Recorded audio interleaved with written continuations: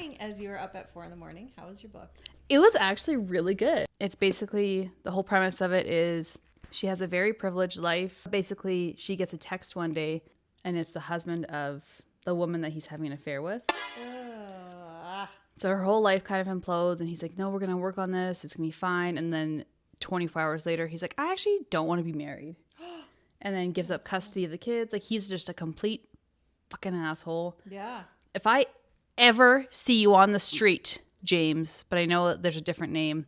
If I ever see you on the street, you're going to catch these hands. Belle Burden is an excellent, excellent, excellent writer. I felt like I was there.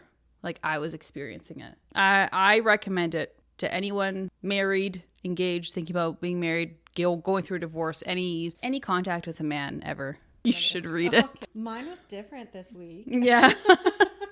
I read Look Closer by David Ellis, and it was another one you recommended, which I don't think I can do two thrillers back to back. But I will say that it was very well written. The author, David Ellis, very educated, smart human being. So the book was well researched and very thoughtful.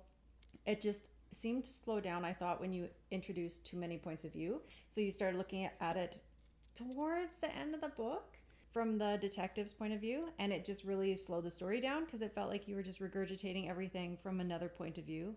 For that reason, I would give it like a 3 out of 5. And I should say, like 5 out of 5, I'll reread it, I'll buy the book. Because most books I get from the library. 4, I really enjoyed it. I don't want to read it again. So 3 is where it sits because it was a well-written book, but I never want to see it again. So you wouldn't recommend? It depends. Like if it's a you, I would recommend a book to someone like you who enjoys these sorts of things. If it's like someone from our book club, probably not. I forgot to rate this one. 5 out of 5. So 5 out of 5, like you buy it and have it on your shelf? I did buy it. There's also a lot of negative criticism about her, and they're saying that like they don't really care that she went through a hardship because she is wealthy. No, that's not fair. It's their shit. That's the thing. Everybody has a story that deserves to be told. And it's not like she's in here pretending that she was poor. Like she very clearly multiple times says, I was very privileged.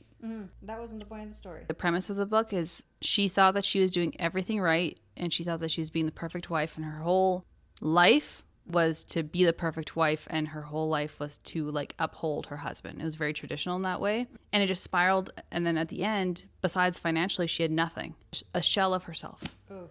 Okay. So it's a very good lesson. Like a cautionary tale. Yeah. So women should read it.